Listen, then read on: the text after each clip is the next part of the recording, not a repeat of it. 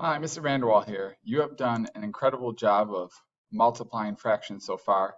And so now I'm going to show you a little bit of a trick using factors to cross cancel. It makes simplification much easier, and it's something you will continue to do as you go up in grades. All right, so we're looking at a word problem again, and it says the dolphins at the San Diego Zoo eat 3 1/8 buckets of fish each day.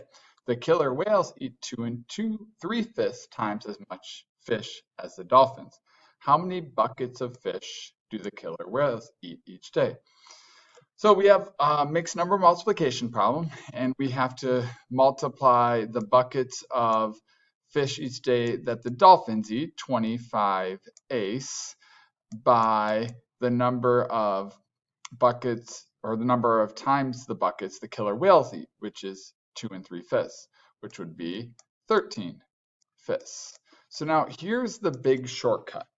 You can cross cancel when you multiply fractions using common factors. So 8 and 13, they have no common factors, so you can't cross cancel them. But 5 and 25 have a common factor of 5. So I'm going to divide 5 by 5, which leaves me with 1. And I'm going to divide 25 by 5, which leaves me with 5. I've now cross-canceled, and I don't have to do 25 times 13 anymore, but I can just do 5 times 13, which is 65, and 8 times 1, which is 8. And so you see how much easier simplification is, because now I get here and I can put my answer in a mixed number simply by asking 8 goes into 65 how many times?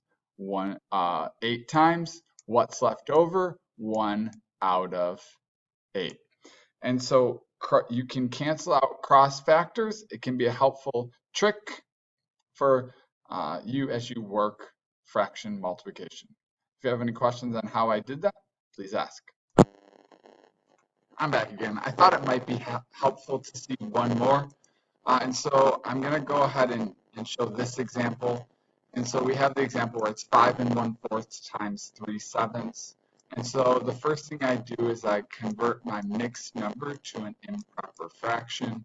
So 5 1/4 is 20 1/4. And then I can multiply that by 3/7. When I look for common factors, I notice that 21 and 7 have a common factor of 7. And so 21 divided by 7 is 3. 7 divided by 7 is 1. When I multiply, 3 times 3 is 9.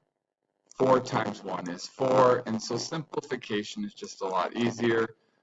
9/4, 4 goes into 9 2 times. What's left over? 1 out of 4.